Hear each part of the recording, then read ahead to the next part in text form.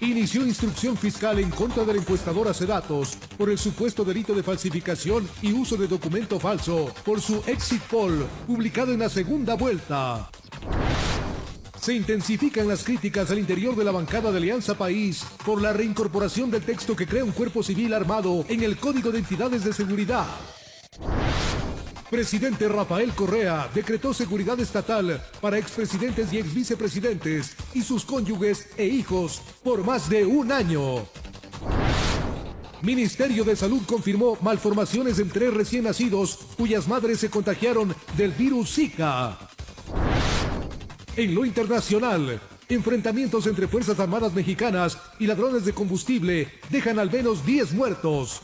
Además, crece la cifra de fallecidos por represión policial durante protestas en Venezuela.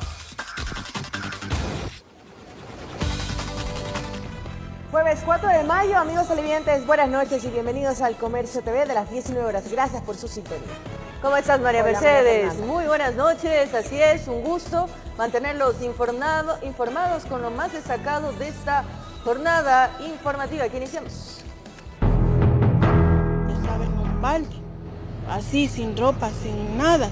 Póngase, venían perros, aquí entran perros y le podían comerse. En una fonda pues de basura había un recién nacido llorando.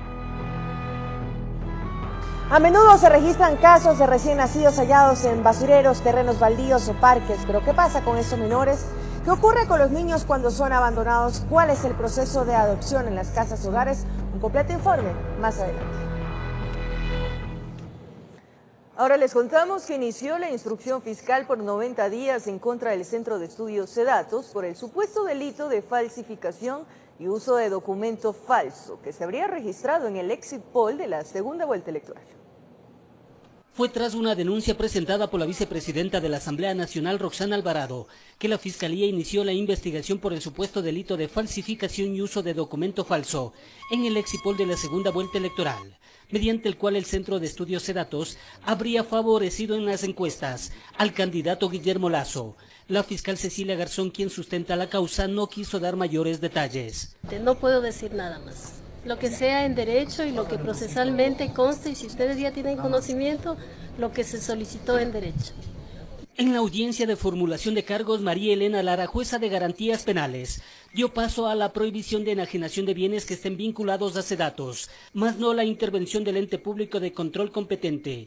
El abogado de Sedatos cuestionó la decisión de la jueza. No entiendo por qué en un caso se accede y en el otro no.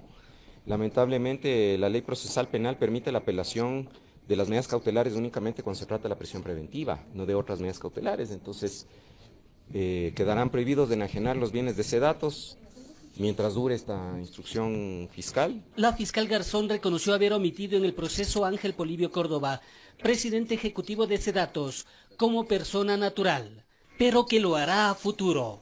La señora fiscal se ha permitido adelantar criterio, públicamente ha adelantado un criterio, cuando la ley exige que después de llevar a cabo la investigación y contar con elementos, podría solicitar la vinculación de determinadas personas. Ella ya ha dicho que la va a solicitar sin saber qué elementos tiene. La instrucción fiscal durará 90 días, informó Héctor Romero. Se intensifican las críticas al interior de la bancada Alianza País ante la reincorporación del texto que crea un cuerpo civil armado en el Código de Entidades de Seguridad. A pesar de que en meses pasados la Comisión de Asuntos Internacionales había determinado eliminar el libro 3 del Código de Entidades de Seguridad, que crea un cuerpo civil armado, la noche de este miércoles la Comisión lo reconsideró y lo volvió a incluir, pero desde País se dice que tan solo fue para analizarlo con mayor profundidad.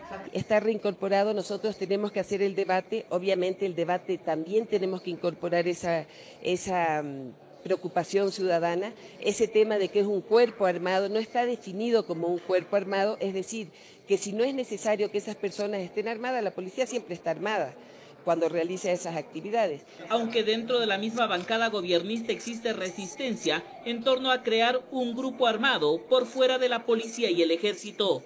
¿Cómo legalmente nosotros vamos a poder armar a civiles? No hay por dónde.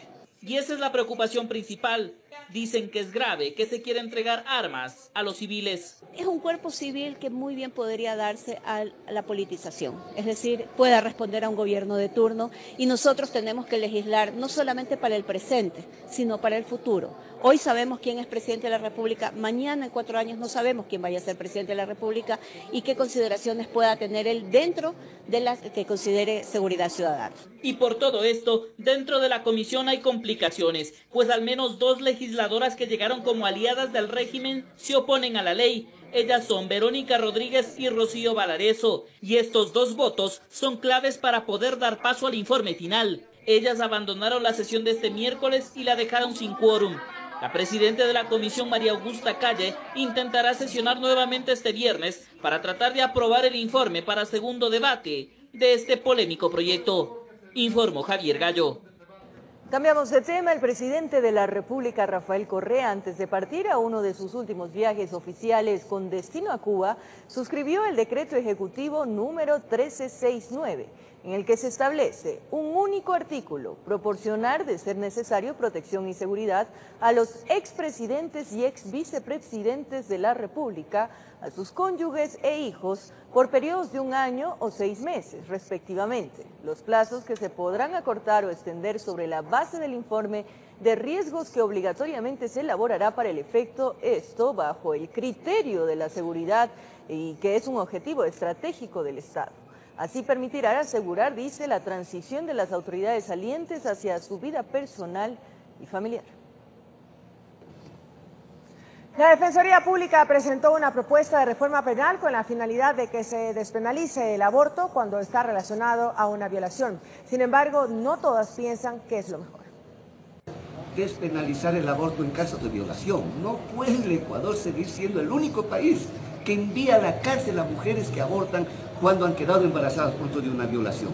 Ernesto Pazmiño, defensor público, vuelve a poner en la mesa de la discusión este tema, que recibe el apoyo del Observatorio de Género del Colegio de Abogados de Pichincha. Como movimiento de mujeres, desde hace mucho tiempo venimos exigiendo la despenalización del aborto en general, pero consideramos que es atroz, es una tortura el obligar a una mujer a tener al hijo del violador. Ruth Raza considera que esto puede acarrear a futuro otro tipo de problemas, que en muchos casos puede terminar en la muerte. Ya hemos tenido casos a nivel nacional en donde mujeres que tienen un niño producto de una violación, un niño o una niña producto de una violación, mantienen una enajenación mental, tienen problemas psicológicos, no se recuperan de la violación. Bueno, y terminan quitándole la vida en muchos casos. En muchos casos a los niños. El observatorio, basado en una última encuesta realizada en el 2011, sostiene que 379.098 mujeres han sido violadas en el país. No se establece el número de cuántas quedaron embarazadas. El mayor número de violaciones se dan en el entorno familiar. Es decir, se nos obliga a tener al hijo del padre, padrastro, hermano, tío, vecino. En las calles de Quito la mayoría se muestra a favor de la penalización del aborto en casos de violación. Para mí sí le debería sancionar, porque el hijo que tiene en su vientre no tiene la culpa. No estoy de acuerdo con la despenalización porque Dios es el único que da la vida. Lo legal no necesariamente es lo correcto o lo justo. A veces la solución más fácil no necesariamente es la mejor. Debería tener el hijo. Debemos con esa experiencia caminar. ¿Así sea dolorosa? Lamentablemente debe ser. Informó Héctor Romero. La Asamblea Nacional aprobó la Ley de Semillas. La nueva normativa impulsa la investigación y el desarrollo de tecnología que vaya en beneficio de los agricultores. Sectores de oposición y campesinos rechazan esta nueva ley, pues aseguran que da vía libre al posible ingreso de semillas transgénicas al país. Con 76 votos a favor, la Asamblea aprobó en segundo y definitivo debate la Ley de Semillas, que según uno de los miembros de la comisión, apoya la producción nacional. Queremos respaldar todo el conocimiento ancestral que está ahí dentro de la semilla. Queremos también apoyar a los centros de bioconocimientos locales que existen ya en comunidades y que vamos a ser reforzados. Y también lo que son los bancos de germoplasma, que son el potencial que se guarda siempre en todos los países para poder tener propuestas de futuro de alimentos, ¿no? Se afirma desde la bancada de País que esta ley protege a los pequeños productores. Esto se garantiza, la semilla la semilla nativa y la tradicional, que es la semilla campesina, tiene toda la libertad en la ley de ser de libre circulación en todo el país. Cosa que rechazan desde sectores de oposición, pues afirman que la ley beneficia la importación de semillas certificadas sin descartar el posible ingreso de semillas transgénicas. Te está incorporando que simplemente registres cualquier producto que simplemente tenga aval, que sea certificado, pueda ingresar semillas también a nivel extranjero. Eso no habíamos discutido jamás. Pero esto es rechazado desde País, pues dicen que lo único que se busca con la certificación es mejorar la calidad de los productos. El momento que ingresa semilla transgénica, primeramente, está prohibido por la Constitución y no se puede. Segundo, hay decomiso, hay quema, hay sanción. Al que trae también se le puede seguir el tema penal. La ley ha sido enviada al Ejecutivo para que emita su sanción, aprobándola o vetándola, informó Javier Gallo. Que rindan declaraciones ministros, exministros, gerentes, exgerentes y todo funcionario público que firmó contratos con la constructora brasileña Odebrecht fue el pedido que realizó el vicepresidente Jorge Glass al fiscal general de la Nación. Acompañado del secretario jurídico de la presidencia, Alexis Mera, el vicepresidente Jorge Glass llegó a la Fiscalía General en Quito para solicitar que se investigue a todos los ministros y exministros que han firmado contratos con Odebrecht. Para que todos los gerentes y los exgerentes, los que han sido gerentes, tanto en nuestro periodo de gobierno del año 2007 como en proyectos anteriores, también comparezcan ante la Fiscalía General de la Nación. También solicitó que se pida asistencia penal internacional para revisar si los funcionarios o exfuncionarios del Estado han sacado dinero del país. Que a través de la UAF, de la Unidad de Análisis Financiero y Económico, a través de la cooperación penal y judicial internacional, se requiera información que permita establecer si existen personas con activos en el exterior no declarados, con cuentas en el exterior no declaradas. En la lista de personas que el vicepresidente entregó, también está incluido él y su esposa. Y no se ha podido encontrar una sola irregularidad, un solo centavo mal habido durante toda mi gestión. He solicitado también que esta investigación se extienda a mi esposa. Por su parte, Alexis Mera mencionó que el gobierno del actual presidente Rafael Correa desea que las investigaciones sean profundas. Y en base a la información que está afuera es que se obtienen las evidencias. Tanto en el caso de Petroecuador como en el caso de Odebrecht, hay evidencias de actos de corrupción afuera. El mismo pedido se hizo en el caso Caminosca. Según Jorge Glass, ahí también se ha pedido que se llame a los representantes y funcionarios de la empresa eléctrica del Ecuador. Estamos solicitando que se requiera a la Unidad de Análisis Financiero y Económico información sobre la existencia o no de activos, cuentas, bienes, acciones en cualquier parte del país de todos los ministros y exministros anteriormente mencionados.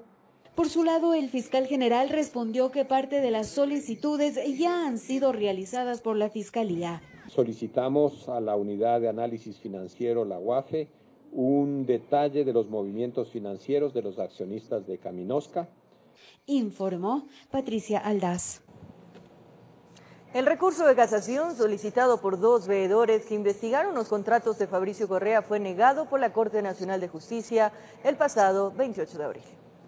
La Corte Nacional de Justicia notificó la negativa del recurso de casación solicitado por Pablo Chambers y Gerardo Portillo, de la veeduría que investigó los contratos de Fabricio Correa, hermano del presidente Rafael Correa, con el Estado. Nos notifican un día viernes a las 23 horas 15 minutos, ¿no? Y nos dan 72 horas para responder con otro recurso, es decir, un recurso de ampliación. Si nos dicen que no aceptan la casación, nosotros habíamos planteado primero que había un principio de igualdad. No pueden estar 4 personas enjuiciadas por un mismo delito, por una misma persona. La resolución judicial se dio a conocer a las partes el pasado viernes 28 de abril. Ramiro Román, abogado de los dos veedores, lamentó que la negación del recurso de casación se les notificara ese día. Lo que buscaron es de que haya vacaciones, sábado, domingo y que el lunes no trabajemos porque hay feriado nacional. A pesar de esto, el abogado dejó los escritos en la Corte Nacional de Justicia, explicando ese motivo como recurso para evitar la detención de sus defendidos. Apenas nos enteramos de la sentencia, lo que hicimos fue enviarlos. Pues están receptados jurídicamente. ¿Eso qué significa? Que como están receptados tienen que ser despachados. Así, la sentencia de 1 año impuesta en noviembre del 2014 quedaría en firme. A decir del abogado, este caso ya estaría en las instancias internacionales.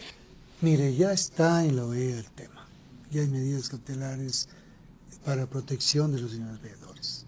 Informó Patricia Aldaz. En su segundo día de visita oficial en Cuba, el presidente Rafael Correa rindió un tributo en las tumbas de José Martí y de Fidel Castro, a quienes destacó como personajes importantes de la historia universal. El mandatario ecuatoriano colocó ofrendas florales en el cementerio de Santiago de Cuba, acompañado por el canciller Guillaume Long, el embajador ecuatoriano en Cuba. Posteriormente, el alcalde de Santiago de Cuba declaró al presidente Rafael Correa hijo ilustre de esta ciudad. En las próximas horas, el mandatario recibirá un doctorado honoris causa por parte de la Universidad de La Habana, además de la Orden José Martí, distinción que entrega el gobierno cubano en reconocimiento a la trayectoria de Rafael Correa. ¿Saben cuántos países participaron en la evaluación en el caso ecuatoriano? ¿No? El examen periódico universal, 83. Aproximadamente 68 felicitaron al país por sus avances.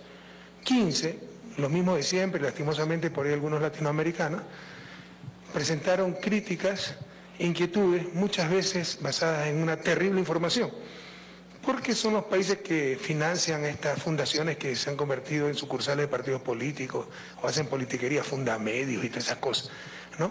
Pero 68 felicitaron al Ecuador. Y acá ha parecido como que sí, solo nos han criticado, eso es mentira. Por su parte, el presidente electo Lenín Moreno se reunió con el presidente de la Conferencia Episcopal Ecuatoriana, esto con el fin de impulsar el diálogo con los sectores sociales y así fortalecer los vínculos con la Iglesia. Creemos que el presidente Lenín tiene la fuerza para sanar heridas que se abrieron en los últimos tiempos, restaurar la unión en el país y curar heridas, no mirar más al pasado. El pasado ya quedó atrás. Ahorita nos toca a todos mirar de frente y lo que tenemos de frente son tiempos y vientos de esperanza. Mediante un comunicado se informa que el Consejo Directivo del Instituto de Seguridad Social de las Fuerzas Armadas, ISFA, autorizó el traspaso al Estado ecuatoriano de 3 predios del sector Samanes, aceptando como pago la transferencia por parte de Inmobiliar de otros 3 lotes, 2 de ellos ubicados en Guayaquil y 1 en Quito. La resolución se efectuó en la reunión que se llevó a cabo este jueves 4 de mayo, en la que se abordó como único punto la enajenación de los terrenos ubicados en el Parque Los Samanes.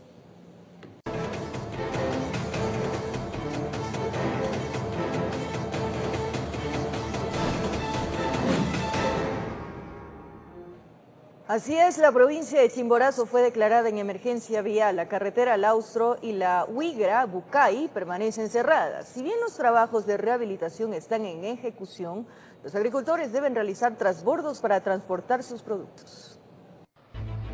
La provincia de Chimborazo se ha declarado en emergencia vial. La vía hacia el Austro es la más afectada hasta el momento. El Consejo Provincial apoya en la limpieza y rehabilitación de las vías de segundo orden, aunque también han sido obstaculizadas por el mal temporal. En emergencia a la provincia en vialidad, por lo tanto queremos decirle a la gente de Chunchi y de la provincia que no están solos, cuenten con el gobierno de la provincia. Ahorita necesitamos tener unas maquinarias, unas volquetas y la niveladora para poder tener acceso a las vías, porque ahorita como está tanta lluvia está mucho derrumbe. Los agricultores se encuentran preocupados, tienen que hacer transbordo para trasladar sus productos hasta Cuenca. Uno por uno llevan los sacos de mellocos en medio del deslave, todo por ganarse la vida y no perder lo cosechado. Porque este producto si se deja unos días se daña. Autoridades realizaron un recorrido para evaluar los daños. La pronta respuesta hace que de a poco las vías se vayan habilitando.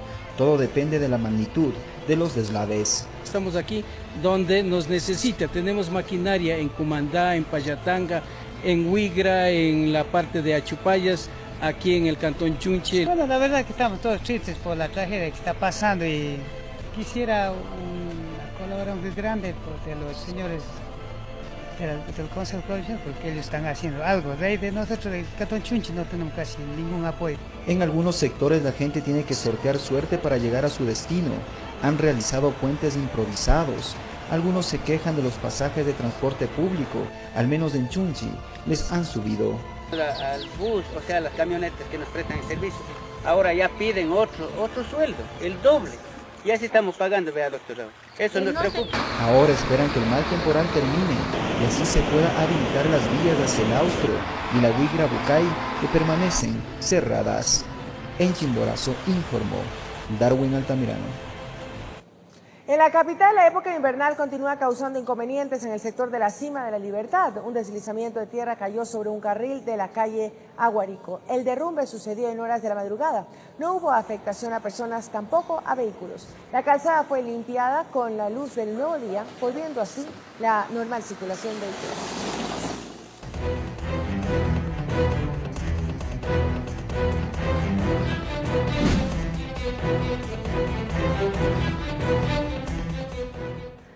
La unidad de lavado de activos de la policía y la fiscalía desarticuló una presunta red familiar dedicada a la trata de personas y lavado de activos. En Quito se realizaron 12 allanamientos. En la lista constaban 2 prostíbulos.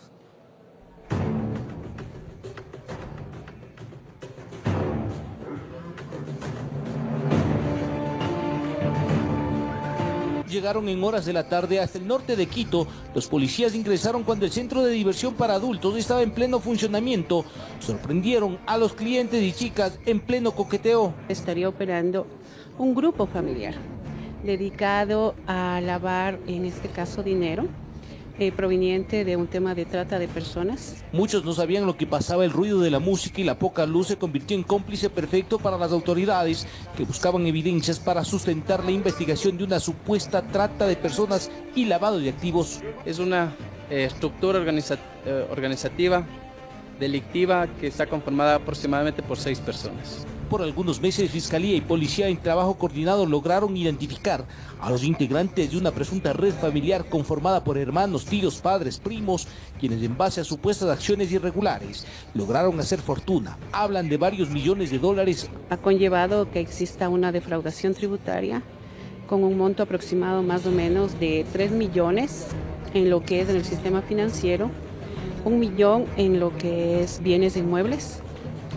y un aproximado de 500.000 en lo que es vehículos. De forma simultánea, los equipos tácticos del GEMA, a la cabeza agentes de la unidad de lavado de activos con el respaldo legal de fiscales, realizaron 12 allanamientos a casas, departamentos, bienes, en busca de vehículos y propiedades que habría adquirido la organización familiar, supuestamente a través de la explotación sexual a mujeres, especialmente extranjeras. Que nuestros analistas financieros han realizado una investigación pormenorizada del tema financiero, económico de estas personas, y se ha determinado que existen unos movimientos inusuales en sus cuentas. Dinero obtenido en base a negocios supuestamente fraudulentos, es decir, como que sabían manejar las finanzas sin dejar rastro, pero se les acabó la jugada y les cayó la auditoría legal de fiscales y policías. Se sustenta en documentos, transacciones ilegales, transferencias bancarias, adquisición de bienes, venta de bienes. El operativo fue exitoso. Las cabezas de la supuesta organización fueron detenidas. En Quito informó Iván Casamen. Un presunto microtraficante fue detenido en el sector de San Roque, en el centro de Quito. Tenía en su poder medio centenar de dosis de marihuana y una envoltura de creepy. Caminaba entre las calles Loja y Mariscal Sucre. Su forma algo inusual de transitar puso en alerta a los uniformados del circuito Panecillo. Los motorizados del GON le cerraron el paso. En una revisión encontraron que tenía en los bolsillos del pantalón fundas con una sustancia verdosa y una más grande con algo similar. Actitud sospechosa. Esta vez al realizar el registro se encontró esta sustancia entre sus pertenencias. En la prueba química confirmaron que se trataba de marihuana creepy, de la primera sustancia aproximadamente 100 gramos y de la segunda cerca de 20, que según la policía iba a ser vendida al menudeo en el mercado de San Roque y sus inmediaciones. Para algunas personas del lugar, el rostro del presunto implicado les era familiar por la zona, aunque no registra antecedentes en la policía. Se ha verificado, no tiene antecedentes, pero es una persona que siempre se le encuentra por el lugar. El trabajo oportuno evitó que decenas de dosis de la golosina prohibida lleguen a jóvenes y adolescentes que en ocasiones caminan por la zona como buscando el caramelo, pero en esta oportunidad los policías sacaron del mercado decenas de dosis y quien lo tenía fue puesto a órdenes de la autoridad judicial, pues la cantidad que cargaba lo delató.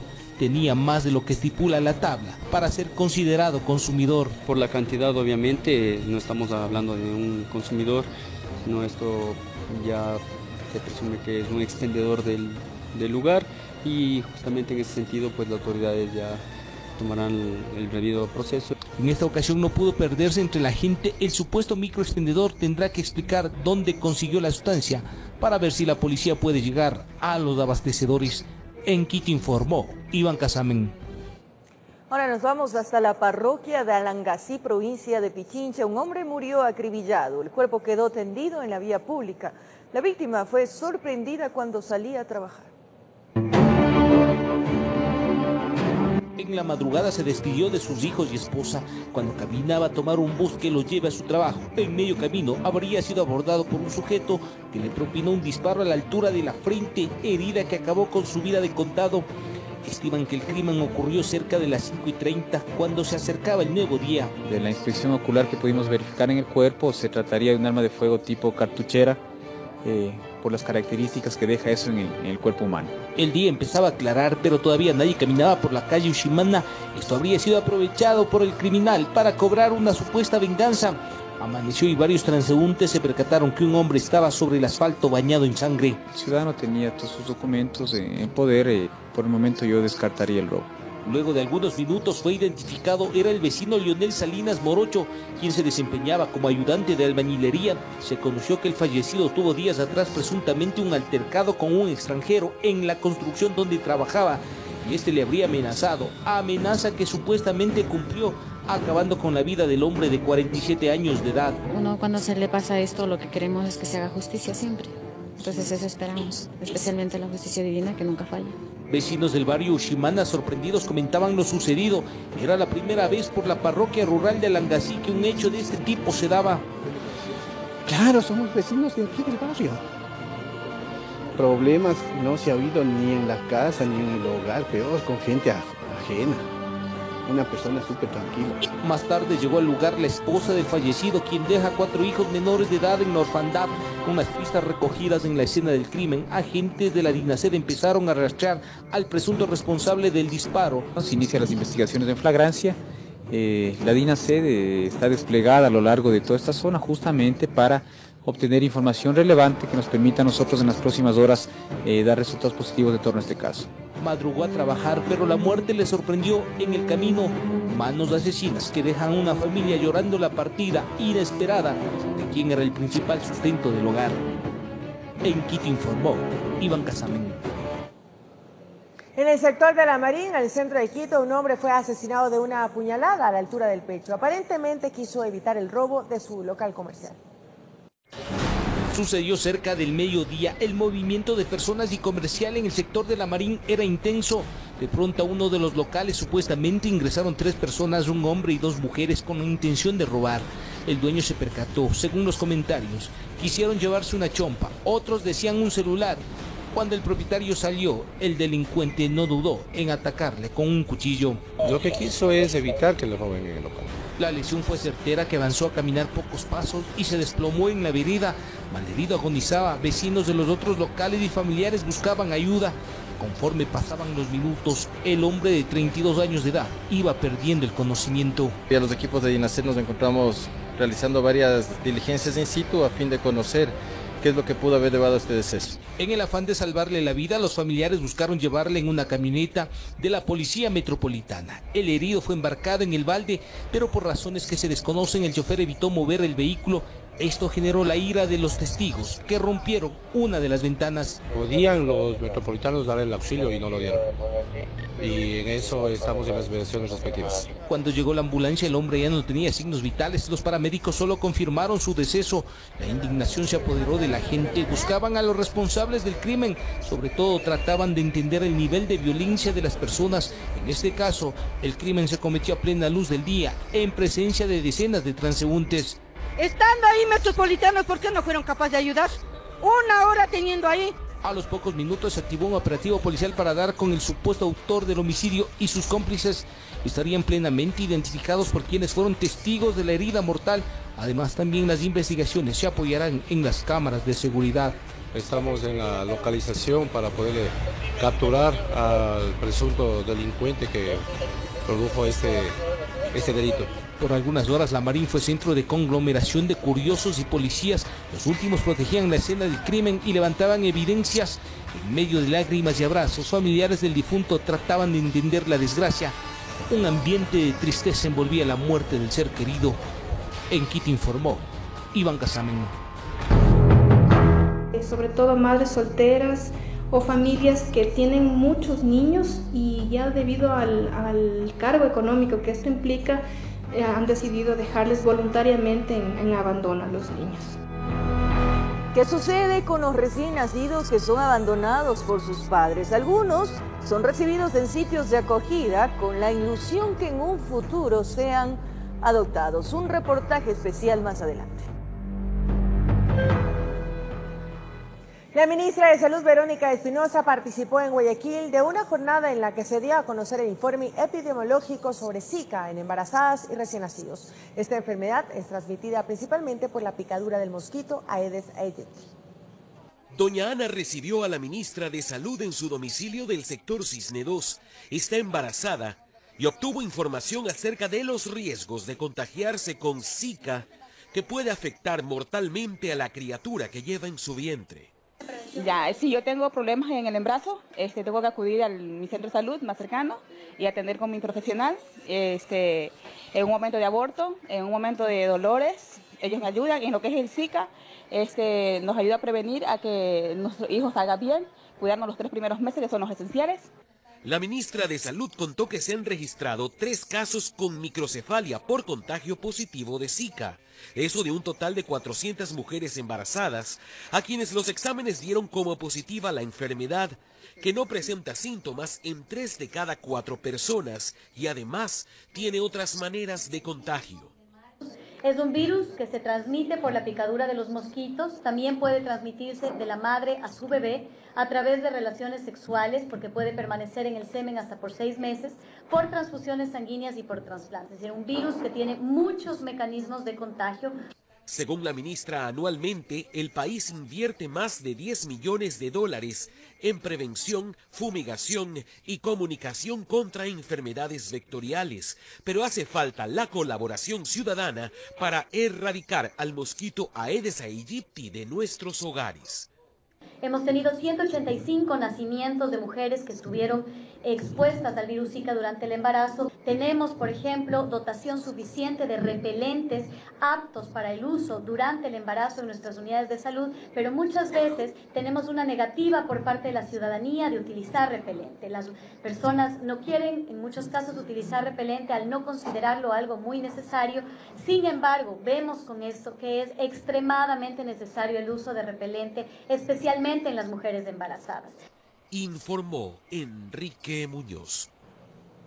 En otro tema, la salida de Odebrecht del consorcio que construye el metro de Quito aún no se concreta. Según un informe emitido en la reunión del Consejo, la cesión de la firma sería competencia privada, es decir, el municipio no tendría injerencia legal para ello. Ediles expresaron preocupación al respecto. La salida de la empresa brasileña Odebrecht del consorcio que construye junto con Acción el metro de Quito aún no se concreta. Esto, a pesar de que en octubre pasado el consorcio comunicó al municipio el deseo de la firma de conceder sus acciones. Nos acaban de leer una carta, o más bien dicho, Odebrecht, una carta en la que dice que se ha suspendido este proceso de cesión y existe una respuesta de Acciona por su lado que dice que es falso que se ha suspendido este proceso. Esta incertidumbre causa preocupación, a decir de Carlos Páez, concejal por Alianza País, pues a su criterio podría ocasionar retrasos en la obra del metro. Estamos profundamente preocupados porque situaciones internas del consorcio contratista puedan afectar los plazos, las condiciones técnicas y el financiamiento de la construcción. Opinión con la que no está de acuerdo Marco Ponce, concejal por Sumavive, quien asegura que la salida o no de Odebrecht es una cuestión privada y que eso no debería retrasar los trabajos del nuevo sistema de transporte. Que hay una cláusula de solidaridad lo obliga a cumplir a cabalidad con el contrato. Para Patricio Ubidia, concejal por Alianza País, la salida de la empresa brasileña representaría también un riesgo en el financiamiento. Si es que sale la empresa, Odebrecht se lo ha dicho que también saldría de la inversión el Banco del Brasil y ahí hay un desfase de 250 millones de dólares. Ponce discrepa. Desde ya el Banco de Desarrollo del Brasil no puede desembolsar 250 millones, se quede o no se quede Odebrecht. Lo cierto es que ediles de la bancada oficialista, tanto como independientes y de oposición, coinciden en que la salida de Odebrecht es primordial para la continuación del Metro de Quito. Solicito que Odebrecht ya deje de estar jugando con los quiteños y que definitivamente suscriba este convenio de cesión de derechos. En Quito informó Andrea Orbe. Continúa la polémica por el cobro de $2 en el peaje de Aloac y $1 en Santo Domingo. Tanto la prefectura de Pichincha como la de Los Táchilas indican que hay un incumplimiento del acuerdo firmado por ambas partes el pasado 25 de abril.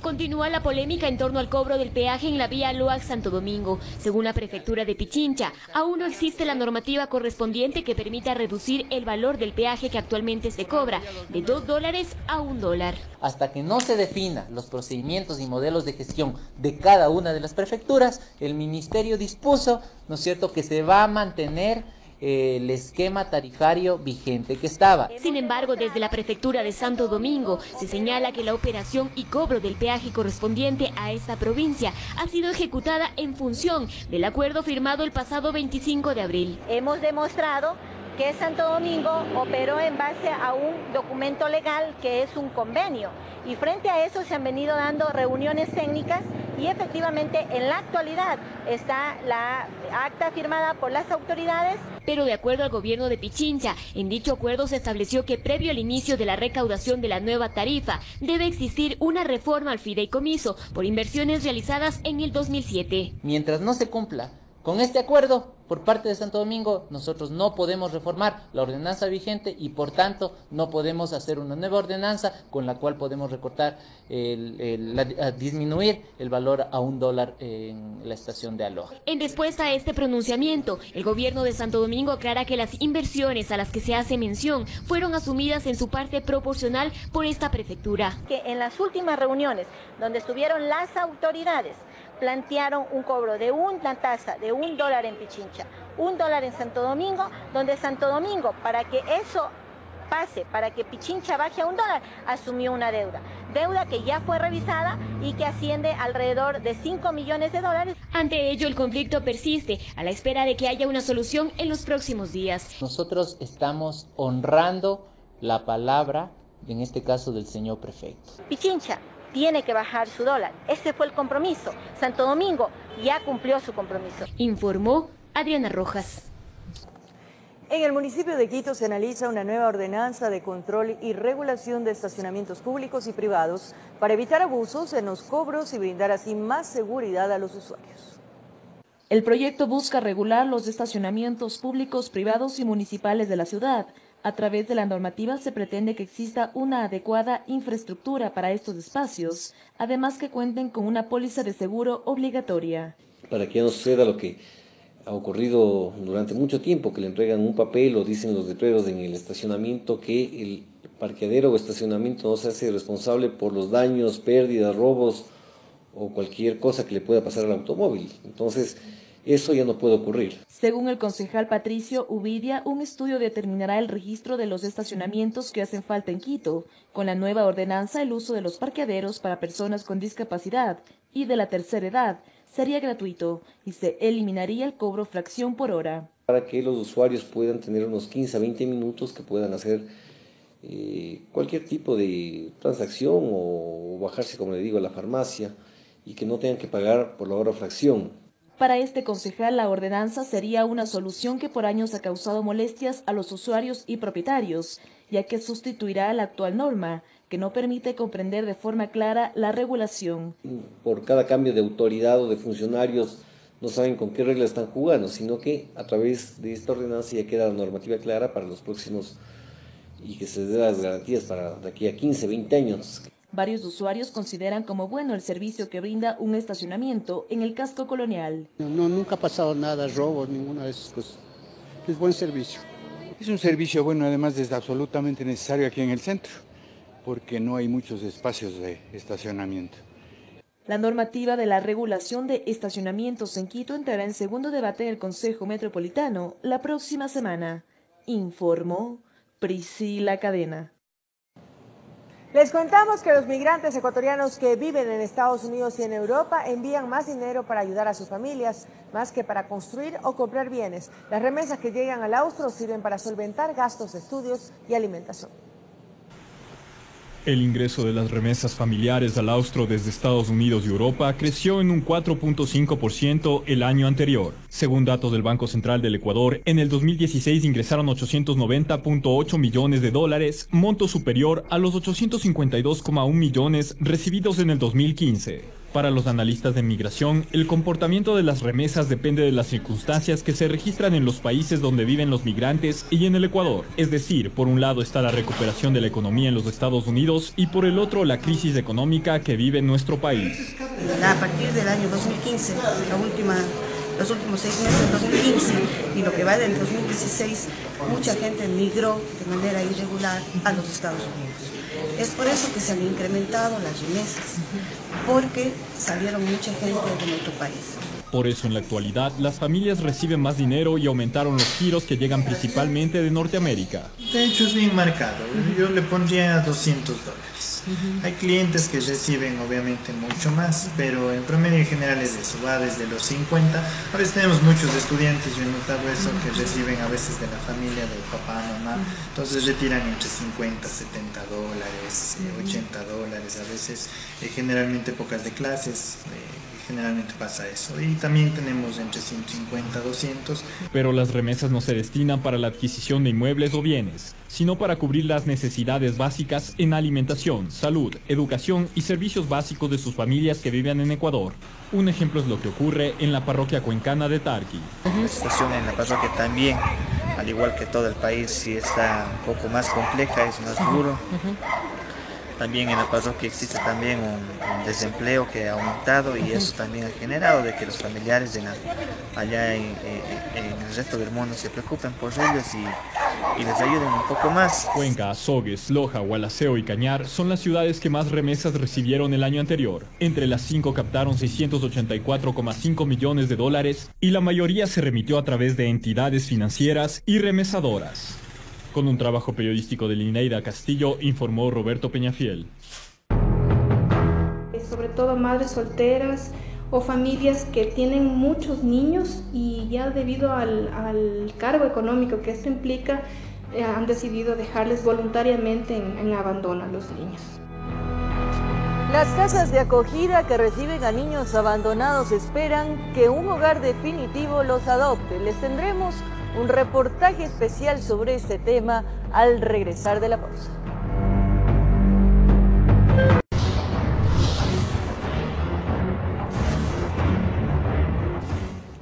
Cientos de menores abandonados son recibidos en hogares sustitutos donde reciben el cariño y la atención que les fue negada. El proceso de adopción puede tomar algún tiempo hasta que los infantes puedan tener un hogar definitivo.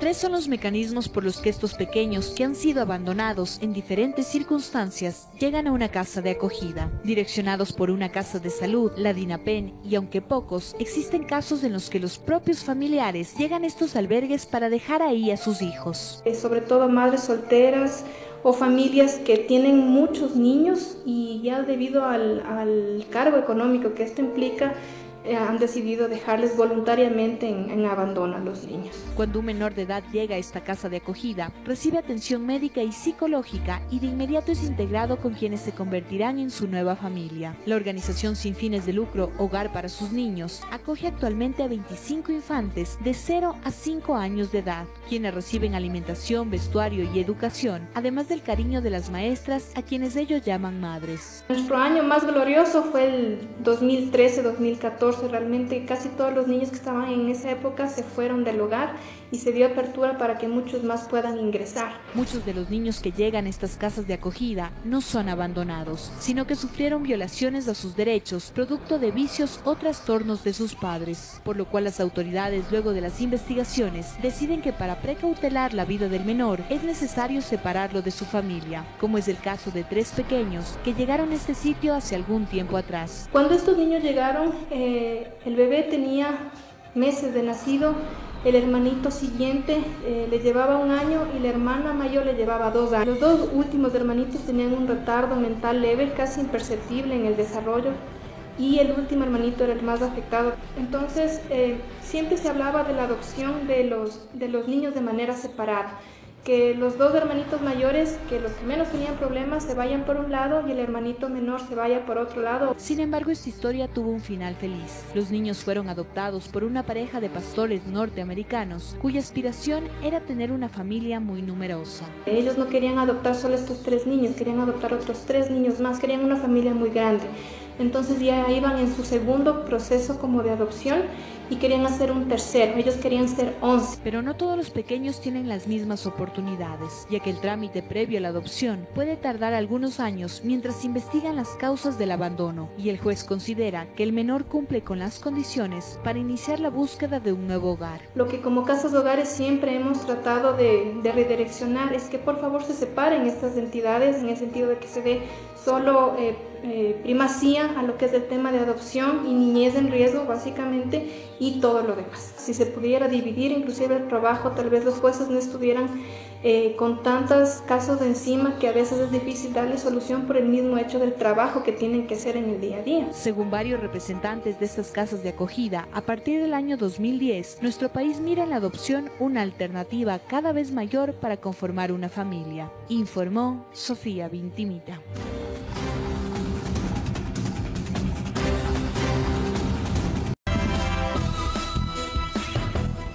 Amigos televidentes, estamos listos para despedirnos. Aquí finaliza esta emisión de El Comercio TV. Pero vamos a revisar la portada de Diario El Comercio del día de mañana, viernes 5 de mayo de 2017, María Mercedes, porque brecha de 331 millones para financiar el metro. Jueza abre un proceso penal a Sedatos y prohíbe su venta de bienes. Y Correa extiende la seguridad para exmandatarios. Son parte de los temas que tendremos en la portada de Diario El Comercio de este viernes, finalizando ya la semana. Gracias como siempre por su amable sintonía. Que descansen. Muy buenas noches. Un abrazo grande, siempre conectados en elcomercio.com y tvc.com.es.